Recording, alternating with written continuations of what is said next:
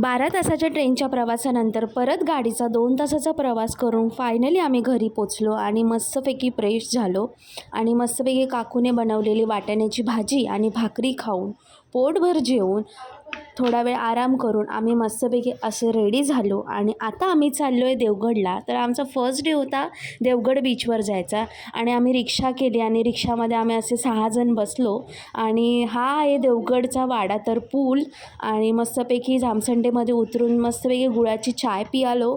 चाय पिऊन आम्ही पुढे देवगडसाठी निघालो. तर हा आहे आमचा देवगड बीच आणि देवगडवरच्या पवनचक्क्या आणि हा मस्तपैकी व्ह्यू.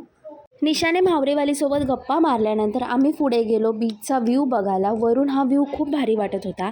त्यानंतर खाली बीचकडे जाणारा रस्ता होता, त्या रस्त्याने आम्ही खाली गेलो आणि हा बीचचा खालून पवनचक्कीचा व्ह्यू आणि बीचवर खूप भारी वाटत होतं. बीचवर पोचलो आणि थोडे फोटो आणि रील काढले. ती रील मी नक्की अपलोड करीन आणि ती रील बघायला विसरू नका. त्यानंतर आम्ही थोडा वेळ बसून सनसेटचा व्ह्यू बघितला आणि आम्ही निघालो आमच्या रस्त्याला.